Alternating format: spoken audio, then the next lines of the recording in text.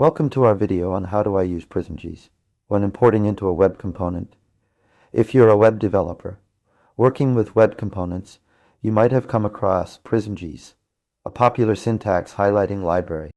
However, integrating it into your web component can be a bit tricky. In this video, we'll explore the steps to successfully import and use PrismJS within your web component.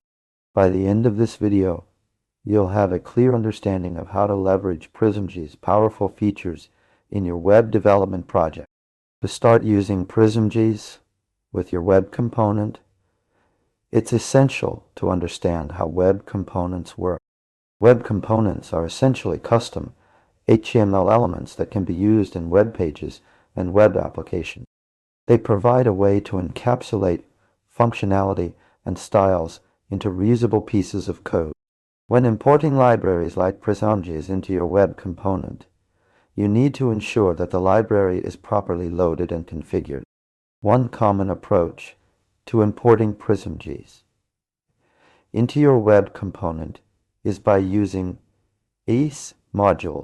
You can import the core PrismJS library and any additional languages or plugins you might need. However, this method requires careful consideration of how the imported libraries are being used within your component's lifecycle. For instance, if you're loading PrismJS within a web component's constructor or connected callback method, ensure that you handle any asynchronous operations properly. This might involve waiting for the library to be fully loaded before attempting to use it for syntax highlighting.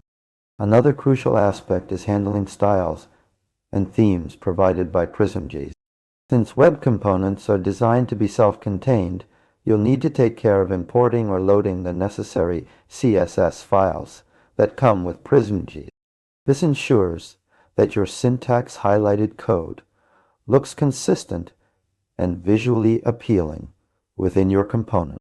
To summarize, when using PrismJS with a web component to import PrismJS as an ES module and consider its life cycle within your component. I'll handle asynchronous operations carefully to ensure proper loading of the library. Don't forget to load or import necessary CSS files for consistent styling. That's all for today's video on how to use PrismJS when importing into a web component.